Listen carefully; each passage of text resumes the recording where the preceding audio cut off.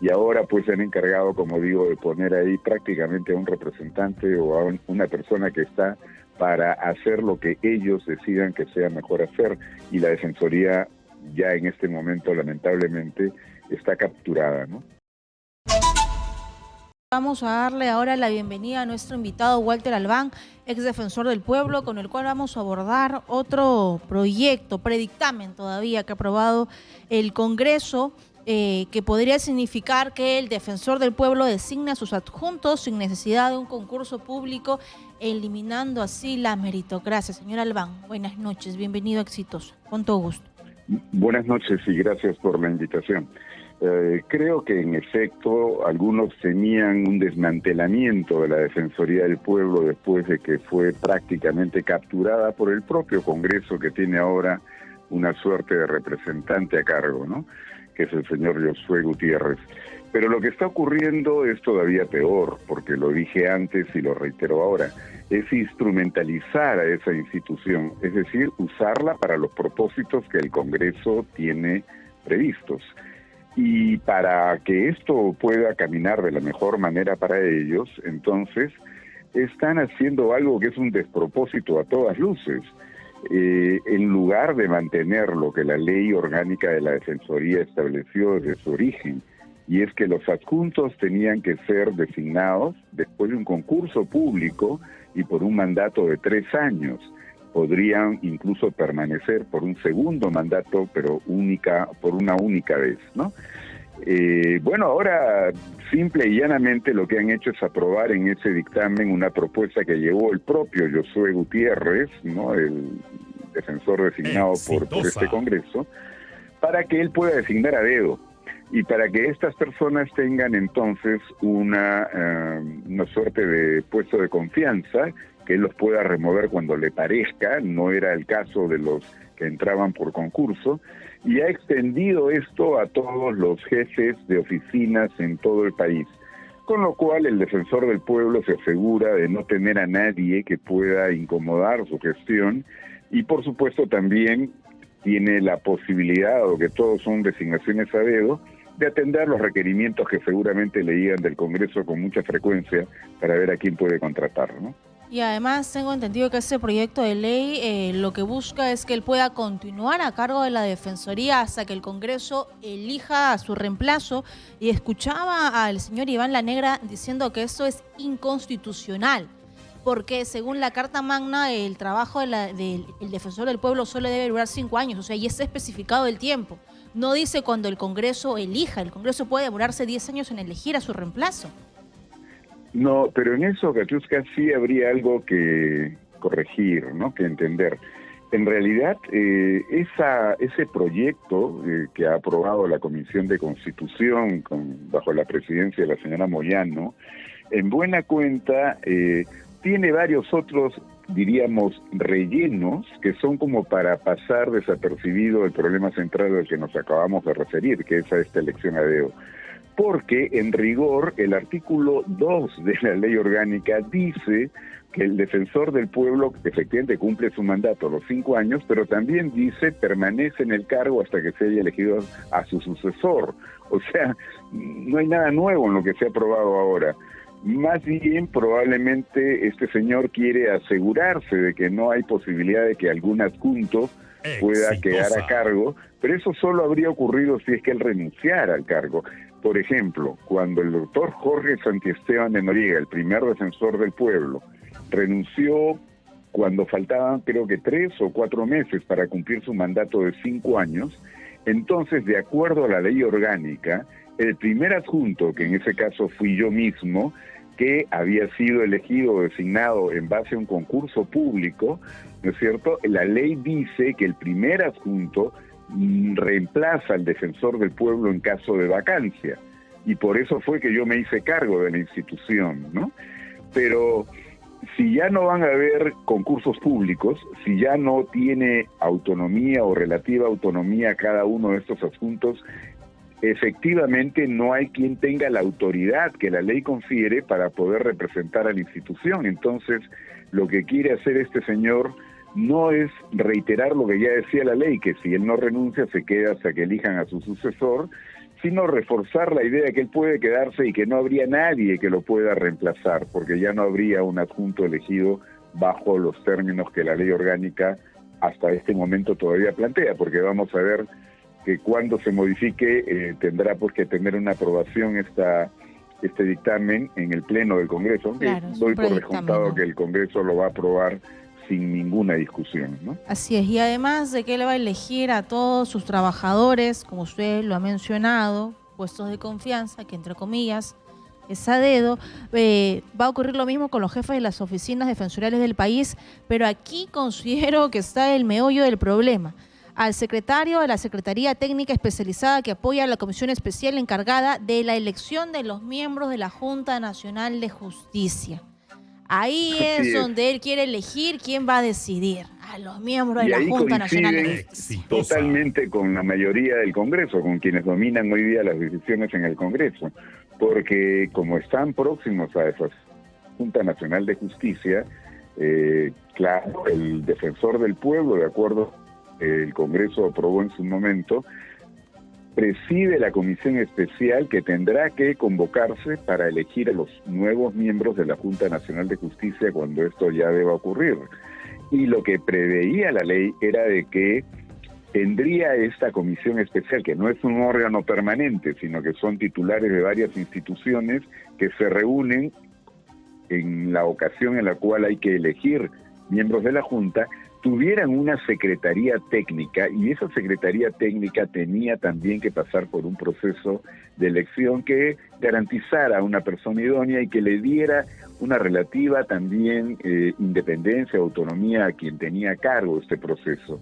Bueno, pues definitivamente esto lo echan por tierra y ahora el defensor, que como repito es el hombre de confianza del Congreso para todo efecto, y sobre todo si se trata de ver una elección para la Junta Nacional de Justicia, ahora también le dan el respaldo y la fuerza que pueda él manejar esa comisión a su regalado antojo, porque tampoco tendrá que convocar a nadie idóneo, basta que tenga la confianza que él quiera y él lo puede mantener en el cargo mientras él quiera mantenerlo, ¿no?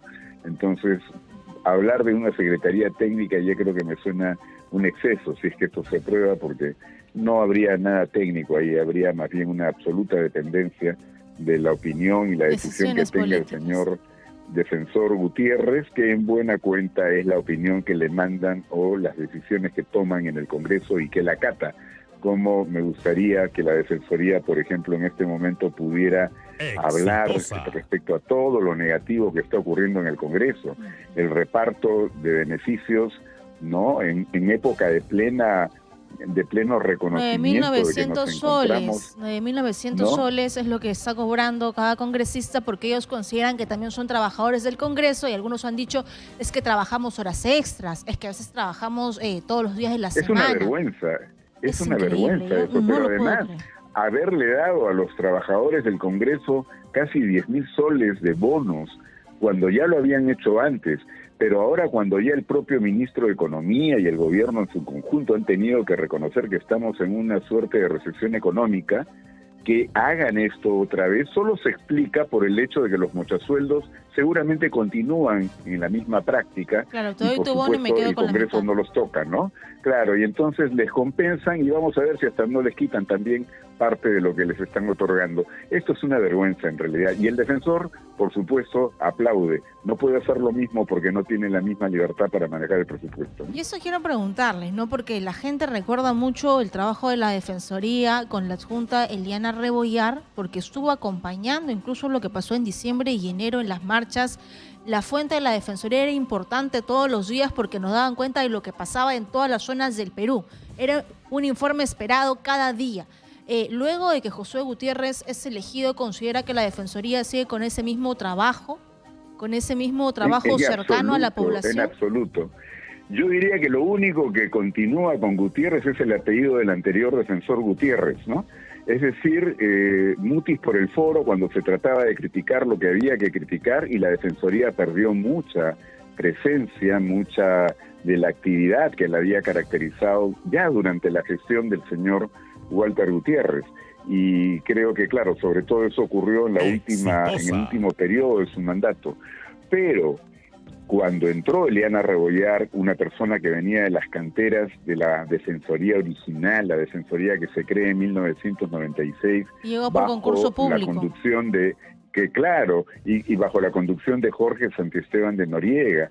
Bueno, Eliana Rebollar levantó por completo el perfil de la Defensoría, hizo lo que había que hacer, por supuesto, con un equipo que la acompañó y que hoy día está prácticamente en su totalidad fuera de la institución, y creo que eso fue lo que apuró en el Congreso. No querían una defensora, en este caso independiente, y que le dijera las cosas que habían que decir si estaban actuando contra lo que la Constitución y la ley establecen. Y ahora pues se han encargado, como digo, de poner ahí prácticamente a un representante o a una persona que está para hacer lo que ellos decidan que sea mejor hacer, y la Defensoría ya en este momento lamentablemente está capturada, ¿no? Y es cierto, señor Albán, de que el Congreso tiene tanto poder porque está dinamizando y estamos retrocediendo en todo. Pasó con la reforma universitaria, está pasando con las elecciones primarias, está pasando con la Defensoría del Pueblo, está pasando incluso con la Junta Nacional de Justicia. ¿Qué más? ¿Qué más van a articular? Y pronto, a través de eso, también el Jurado Nacional de Elecciones, la OMPE y la RENIEC, ¿no? Es decir, están avasallando todo. Esto es la negación por completo de la democracia, y no hemos mencionado al Tribunal Constitucional, que yo digo es su Tribunal Constitucional, porque para todos los temas que interesan, el Tribunal no hace sino refrendar lo que el Congreso decide hacer. Y es lo que pasó con José Gutiérrez, ¿no? Con su elección. El TC le dijo, bueno, es una función del Congreso y debe continuar con la elección del nuevo defensor del pueblo, porque es lo que dice la Carta Magna.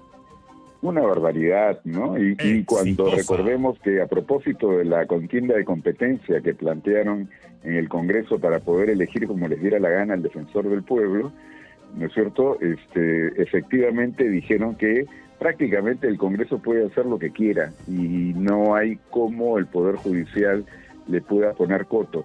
Por suerte, en la propia sentencia dijeron que salvo que existan derechos fundamentales en cuestión, cosa que se ha producido a propósito de la iniciativa para remover a los miembros de la Junta Nacional de Justicia. Por eso es que se ha podido resolver lo que ha hecho el juez constitucional, la sala constitucional, porque tienen un procedimiento especial ellos, no pasan por juez, sino tienen que ir a corte de frente. La sala les ha dado la cautelar, pero ya vemos lo que están haciendo, ya recurrieron también al Tribunal Constitucional, ya están apelando por otro lado de la decisión de la sala, y incluso la Fiscalía ha iniciado, por supuesto, prevaricato, investigación contra los miembros de la sala que otorgaron esta cautelar. Estamos en una suerte de, digamos, precipitación acelerada de un autoritarismo que parece desbocado y que tiene su epicentro en el Congreso de la República. Pero como lo he dicho más de una vez, no porque haya alianzas políticas, no porque se trate de que las derechas gobiernan el país, no, son los sinvergüenzas, son más bien las alianzas de mafias. La corrupción de gente no que tiene tinte político. La corrupción, ¿no? La corrupción exactamente, es derecha, esos izquierda, intereses centro, son los que están predominando, y eso nos explican por qué el señor Cerrón, que supuestamente es admirador pues de Cuba y de Venezuela, ¿no es cierto?, es el socio principal en este momento de los grupos como Fuerza Popular, o de la señora Fujimori, o del propio Renovación Popular. ¿Cómo se explica esa alianza si no es precisamente porque hay una desvergüenza para poder llevar a cabo todo lo que les interesa a su propio beneficio y en contra de lo que el país requiere, ¿no? Y de forma técnica, ¿no? Para que no piensen que estamos echando barro con ventilador al Congreso, Josué Gutiérrez fue el candidato de Perú Libre y se llegó a los votos por Fuerza Popular. Además, Josué Gutiérrez ha estado vinculado de forma legal, ha sido abogado del partido político Perú Libre y del señor Cerrón. Entonces la vinculación está bastante clarísima. Claro, y fíjese usted, la ley orgánica de la Defensoría del Pueblo dice que solo se puede elegir como defensor del pueblo a una persona de reconocida trayectoria de integridad e independencia. ¿Qué ha hecho este Congreso? Todo lo contrario. Se han burlado de la ley y claro, sienten que pueden hacer lo que les dé la gana porque nadie les va a poner control. Yo creo que están jugando con fuego, y tengo la impresión de que cada vez más se están sumando lo necesario para que la ciudadanía pueda reaccionar contra ellos, ¿no? Y frente a ello, ¿no hay una instancia mayor? ¿El TC ya no podría ser una solución para que le ponga un alto a las decisiones del Congreso? No, es que recordemos ¿No hay que otra todo esto comenzó instancia, cuando eligieron a su regalada gana el Tribunal Constitucional. Se pasaron por encima todo lo que tenían que haber respetado en cuanto a la ley y el reglamento y el sentido de una elección para un cargo de esta naturaleza. Por eso ahora tenemos a un defensor del pueblo, perdón, a un presidente del Tribunal Constitucional que ha declarado sin ningún empacho que la disolución que el Ejecutivo, conforme a la Constitución, puede hacer del Congreso cuando no se le otorga confianza a dos gabinetes sucesivos, sí, es una disolución que puede operar, pero siempre que el Congreso esté de acuerdo. Si no, no. Ya es el colmo de la desvergüenza, ¿no? En todo caso, estamos ante un panorama sombrío donde no podemos esperar mucho de las instituciones. Queda muy poco por copar en este momento. Quedan algunos espacios en el propio Poder Judicial, o incluso, a pesar de la Fiscal de la Nación, en algunos espacios del Ministerio Público, pero ya la Fiscal de la Nación se está encargando de deshacerse de todos los que pueden resultar incómodos y que son quienes han llevado las investigaciones emblemáticas más importantes y que podrían verse frustradas en este momento con las decisiones que se están tomando allí, como por ejemplo la suspensión por 8 meses del fiscal Vela cuando estamos a puertas de los juicios, o lo que quieren hacer con la fiscal Marita Barreto, que fue la fiscal que llevó a cabo las investigaciones que permitieron involucrar y demostrar los malos manejos del gobierno del señor Castillo, ¿no? Pero no se quedó ahí, ha seguido investigando, y entonces evidentemente eso seguramente tiene que ver con quienes ahora están actuando en la política, en la escena política, sintiendo que sin Castillo están todavía en mejor posibilidad de hacer las cosas que ya venían haciendo en menor medida antes, ¿no? Bien, gracias a Walter Albán, ex defensor del pueblo, que ha opinado respecto